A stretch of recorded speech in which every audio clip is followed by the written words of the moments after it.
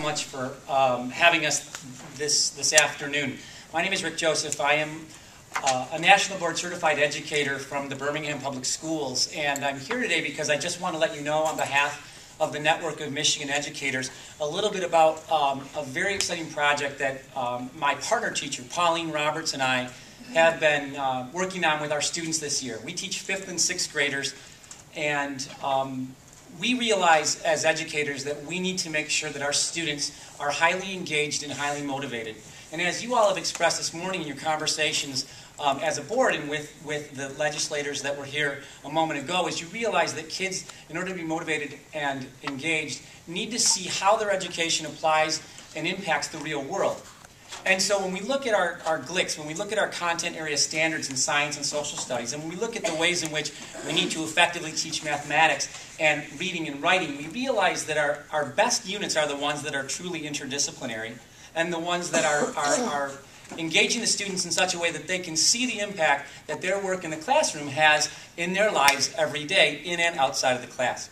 So when we took a look at what we needed to teach and we asked our students what they were interested in, of course they were interested in issues related to sustainability. And if you look at the flyer that I just passed around, that'll give you an idea of the project that we undertook with our kids. And in the past, this notion of sustainability might have been couched as going green or being environmentally friendly or being a steward of the environment.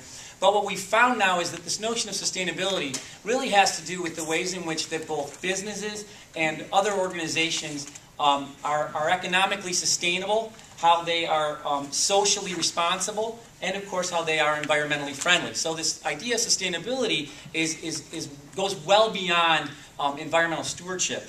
And so what happened is our kids broke down into groups and they had to engage in what we refer to as 21st century skills. And that goes far beyond just the use of technology. And as you all know, times come and go, and tech tools change. Yet, you know, from a laptop to an iPad to who knows what it will be tomorrow. But the timeless skills of listening to each other, of talking and communicating effectively, and of making decisions by collaboration and consensus are really what define a true 21st century learner. And it's really fundamentally about effective communication and realizing the ways in which we come together to affect change. And so the kids visited in small group settings, they went on what we call micro field trips. And in small group settings, 4 to 8 kids, they went to a variety of places in metropolitan Detroit.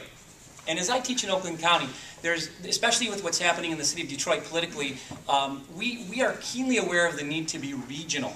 And the kids, even at their level of 5th and 6th grade, understand this notion of regionalism. And they realize that we cannot survive in our Birmingham cocoon if the city of Detroit is not going to be sustainable.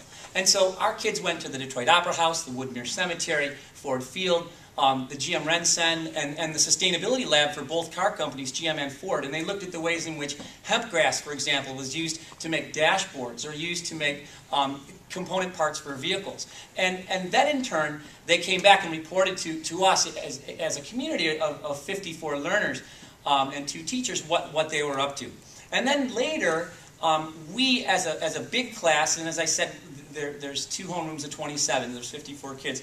We went to downtown Birmingham and we went into businesses, over 75 businesses, with flyers and with information about sustainability, and we talked to business owners and we asked them ways in which they were sustainable. And we were really pleased and surprised to find out the ways in which both people in the business community and people in other not-for-profit organizations are in fact sustainable.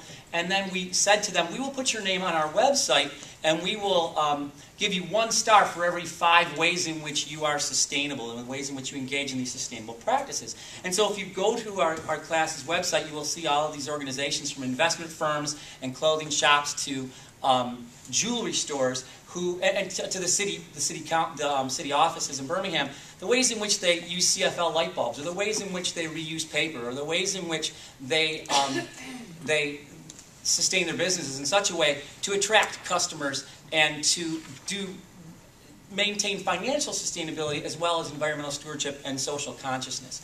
So through this project and projects like this, our children are exceptionally engaged. And we know they're engaged because they can work together in teams and be together for an hour and a half, and no one out of a whole class of 54 ever says, "Can I go to the bathroom now?" So we want to let you know what we're up to in Birmingham, and thank you very much for your time.